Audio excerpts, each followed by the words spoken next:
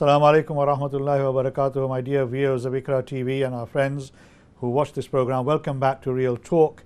I hope you've had a good week. I hope you've had a fruitful week in this warm weather. I hope you've been staying cool, and England are doing really well, and we wish them all the best in the semi-final, and I'm sure football is coming home again, and I'm sure every one of you are praying for England to succeed.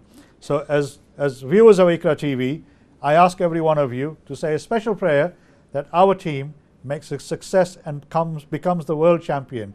After many, many years, we deserve to win and be the champions of the world, and we can all celebrate together as a whole community, regardless of what ethnicity you are, what faith you are. We all belong to our nation, the great nation of the UK. Today, I have somebody really, really special. Every time when we join together, when you come to see me in this program, I talk about a special person. But today, genuinely, I have somebody really special. Somebody who affects our lives on a day-to-day basis. Somebody who makes a huge difference to the way we feel when we live in our area, in our region, in our homes, in our cities and our towns. And this person is unique in a way that there are not many female people in the job that she has. So I have today Dee Collins, the Chief Constable of West Yorkshire Police, one of the very, very few females in this role. And I remember not so long ago, maybe even 10 years ago, it was unheard of having a female Chief Constable. So she, to have her here is really something unique, something that gives a new dimension to the way force management operates. And she comes with a lot of experience and knowledge about the policing service. So Dee, welcome to IQRA TV. Thank you very much. I'm really grateful for you to come. I know it's taken us some time to arrange this. Yeah. You're an extremely busy person. I know because I worked with Chief Constables for many, many years. And to try and get your diary, it's easier to get the Prime Minister sometimes than it is to get the Chief Constable. So I'm really deeply honoured that you finally managed to come here. How long have you been with West Yorkshire Police Force now? So I joined West Yorkshire Police actually 4.5 years ago now. Right. I can't believe how fast that time has gone by. Right. And loved every minute of it. And how do you find, where did you come from, where were you before? So in policing terms, Yes. I've been a police officer for just over 30 years. Good gracious. I joined Cleveland Police up in the northeast of England, mainly because that was one of the very few forces that was recruiting at the time. Right. I decided on a career in policing for a variety of reasons. I actually went to university and studied engineering and found that it wasn't really quite for me. But my best friend's father was a policeman and used to come home and tell these wonderful stories about what he'd been doing all day. And I just liked the idea of doing something different, being predominantly outdoors and helping the community. So that's why I joined. I mean, it's a very challenging task when you're a policewoman, a constable in a very, I mean, Cleveland is not necessarily completely rural. No. But, it's got its own challenges as well. Yeah. So, I mean, how was those early days when you were a rookie, as they call them, policewoman in the towns and cities of Cleveland, basically? So, well, it was different because I moved away from home. I'm actually from the other side of the Pennines, and I hope that doesn't get held against me. Oh, we'll forgive you. But I'm from Cheshire, went to school and college in Manchester. Right. As I said, joined Cleveland Police 30 years ago. And back in those days, there weren't very many women in policing, even then. Yes, I know. Particularly as police officers. Yes. I was one of 2 women on my shift. This was back in the days when there were quite a few people on a shift in those days. We didn't have specialist teams that we do these days. And it was very different because I went into a community in Hartlepool. Right. Where at the time, not many people went to go and work in Hartlepool. It was quite local.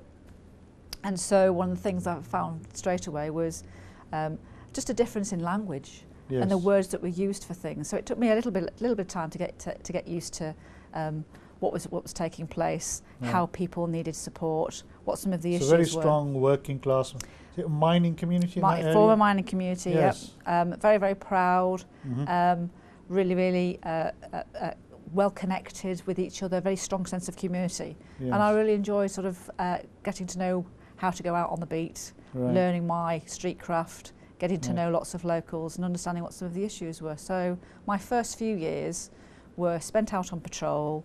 Then after about 3.5 years, I joined the roads policing team. Perhaps because of my engineering background, that was quite helpful when it came to the interview. Yes. I then went on to a team of just over 80 people as the only woman. Oh my goodness. And that was quite different. So what was I mean, obviously sexism in the police force in the Yeah. in the 60s and 70s and 80s was quite prevalent, if to be honest with you. Yeah. I mean, I was involved in doing some work in West Yorkshire Police around racism, but also alongside the work I was doing with the police, we did some work around sexism as well. And it came out very clearly, I'm going back to the 80s, that there was quite a lot of racism as well as sexism within the police service, in those days.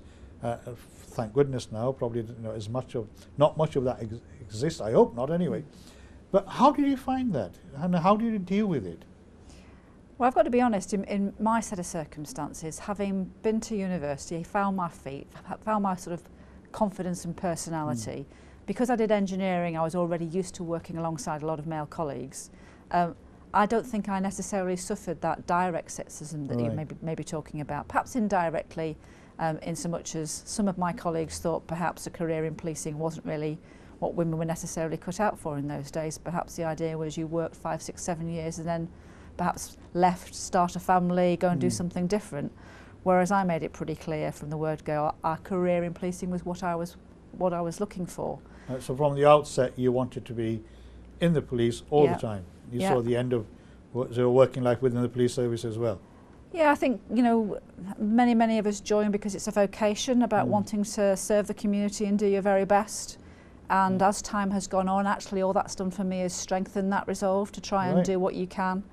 I recognise that sexism was an issue, and racism and other forms of discrimination back in those days.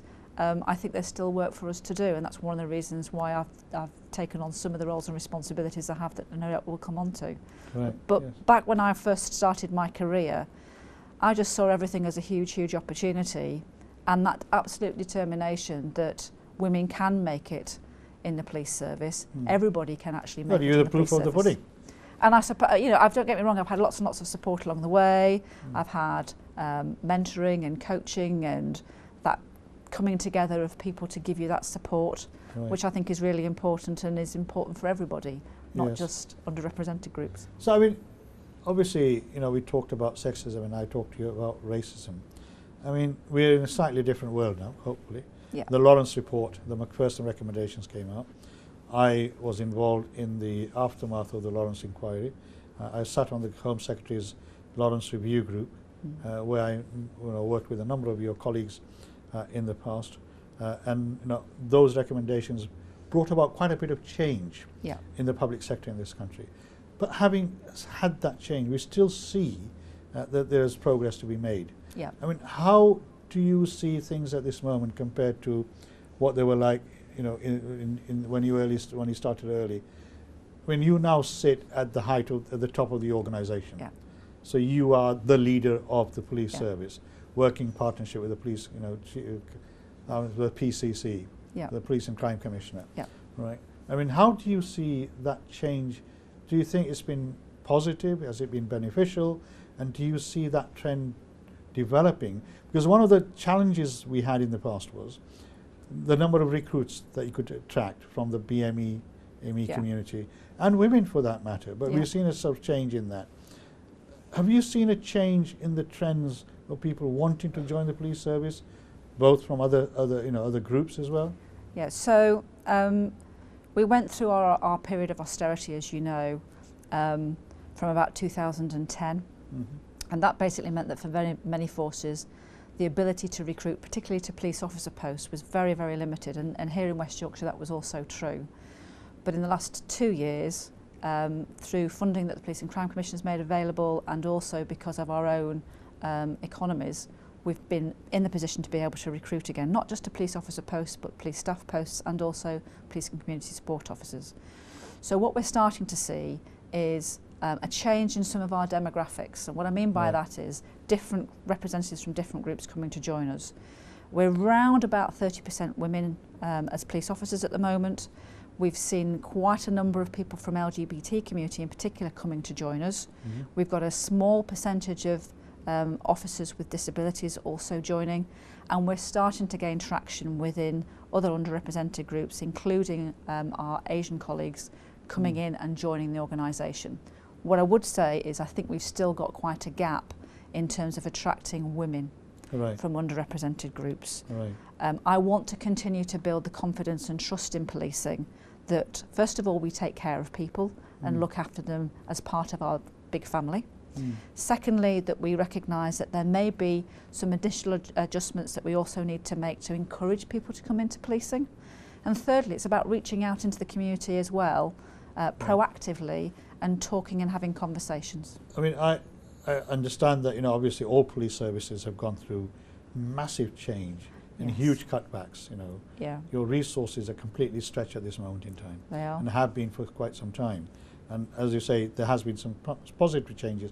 But even then, the levels that you were at maybe 10 years ago, yes, you're still far short of that absolutely. level, aren't you? We are. I mean, in that sense, that you, in order to catch up, you need a lot of more investment, which obviously is not forthcoming at this moment in time. And obviously, you joined me today on a very interesting day when we've seen, you know, major changes in the political hierarchy of the country. We've had 2 cabinet ministers resigning, you know, and we don't know what's going to happen over the next 24 hours, etc. So we live in interesting times.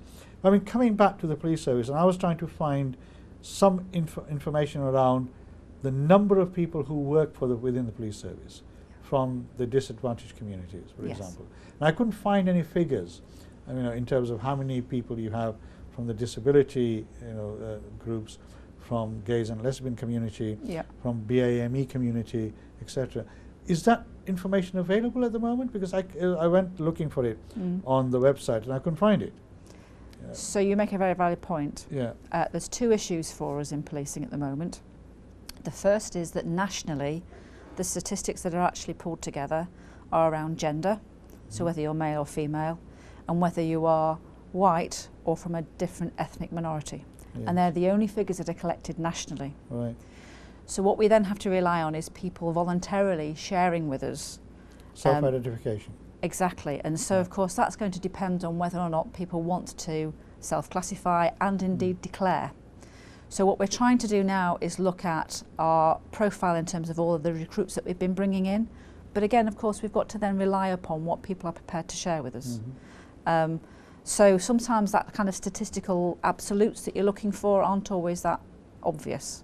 What we can say is we've got a number of support networks within policing. We've got our own Black Police Association, for example, the Muslim Police Association, and so on. And they are getting... Is this the West Yorkshire one? This is here in West Yorkshire. There used to be a national one as well. Absolutely. Yes. And there still is. But what we're trying to do is find a way through our computer systems to be able to formally record that where we can. We're in the process at the moment of changing some of our IT system.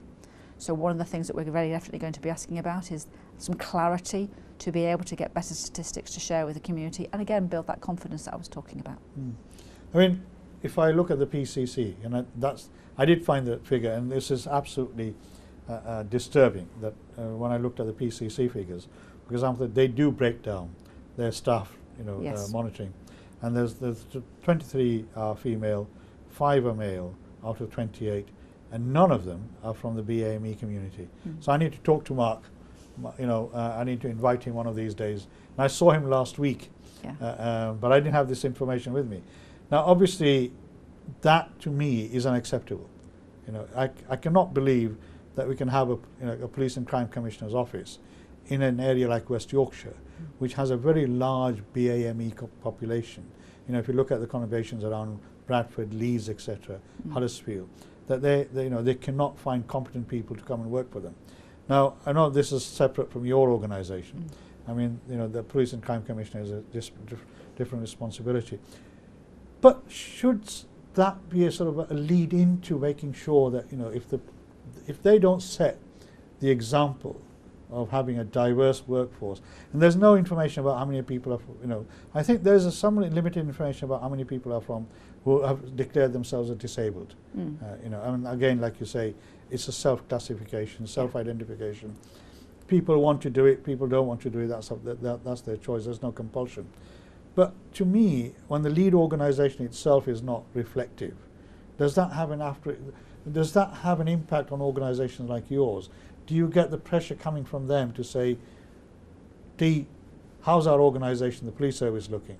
You know, is that type of questions being asked by them or not? Well, first of all, please be reassured that the Commissioner absolutely is very, very, very committed to improving the diversity makeup of our workforce. I can't speak for his office because, of course, I know you can't. It only depends on whether or not they're in a recruitment opportunity or not, in fairness to them.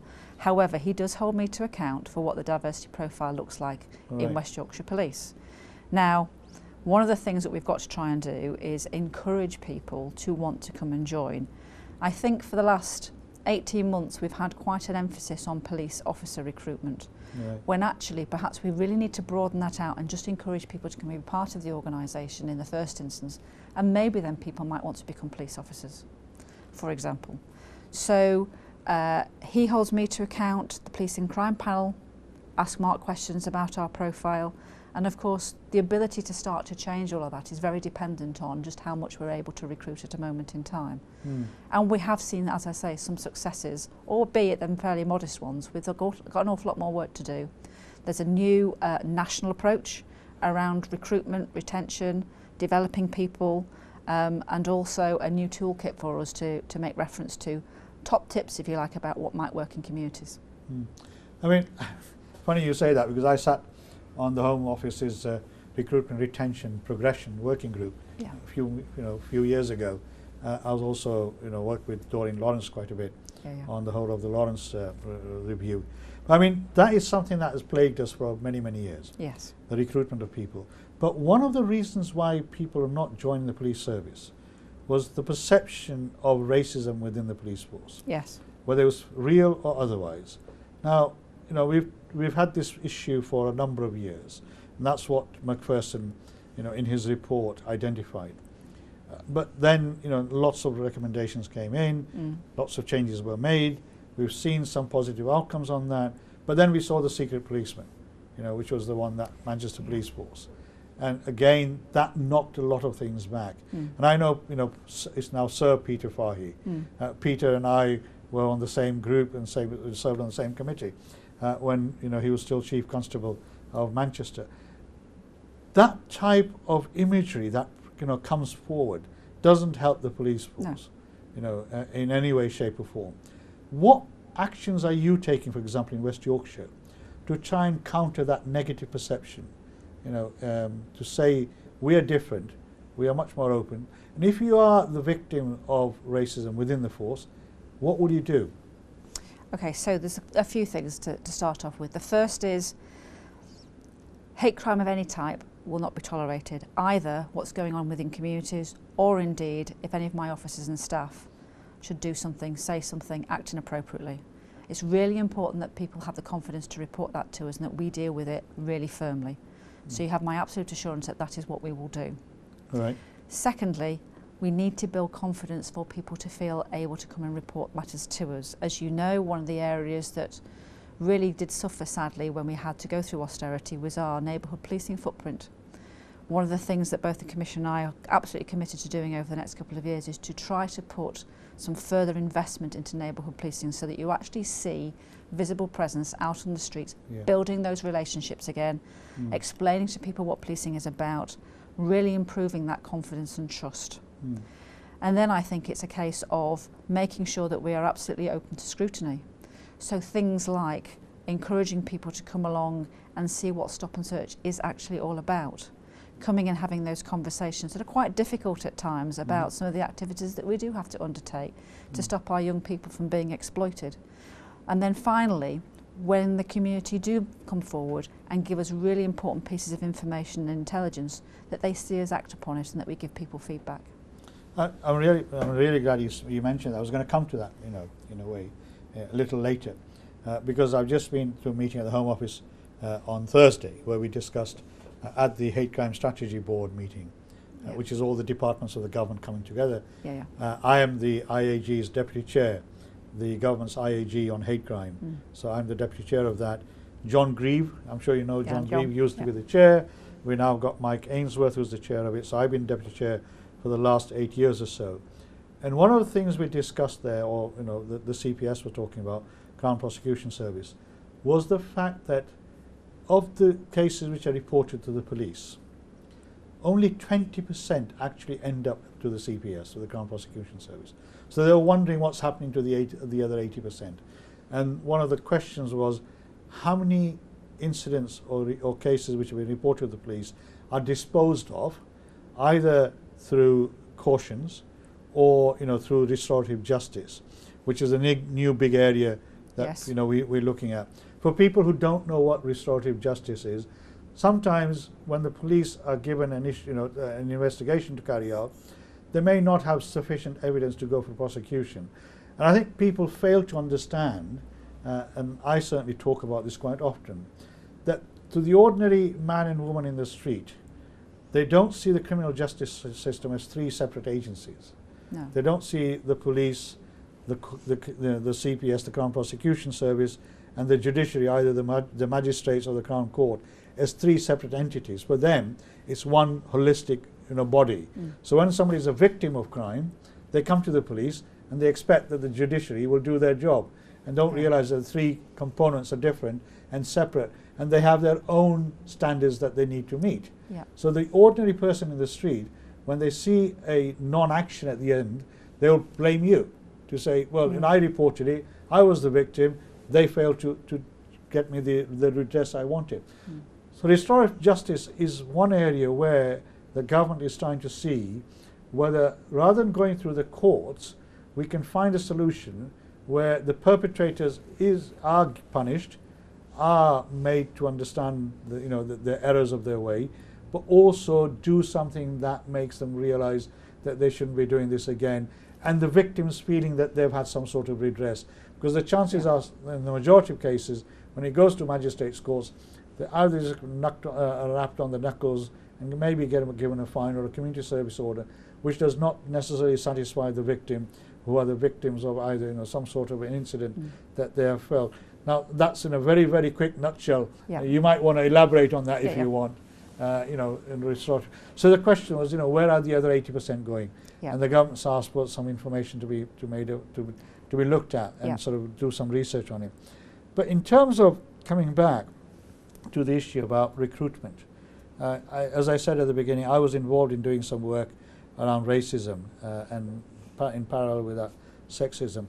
And one of the things that came out very clearly in those days was that the culture within the police service, the canteen culture as it used to be known, the sergeant in the team obviously wielded in lots of power. And young people who joined the police service, who were young, naive, didn't have the confidence like you did when you joined the police service, to not necessarily challenge it, face front, but also to understand where it was coming from and then deal with it. Now, do you think that perception has changed, that attitudes have changed within the police service? Is the management robust enough now, where it wasn't in the past, when they get a case, somebody reports a case, that they have the means and the processes in place to actually do a thorough investigation and come out with a recommendation either for or against the individual? I think that's a really pertinent and important question that you're asking, because I genuinely believe that we have changed and that we have changed for the better. Is it a perfect system? I suspect not, because there are still some people who are quite unhappy when they feel that either their case hasn't been dealt with sufficiently thoroughly, or we haven't been able to get the quantity of evidence that we need to be able to have a successful outcome. You talked about 80% of cases not going to the CPS. Well, of course, you've hit an important nail on the head, so to speak. We need to go for a break here. Okay. I'm sorry to stop you, but we have this break time that we need suddenly just come up. Don't go away. Inshallah, we'll be back. We'll get into a very important point here. So, Dee, thank you. Hold the thought. We'll get back to you as soon as we can. Okay. Assalamu alaikum wa rahmatullahi wa barakatuh.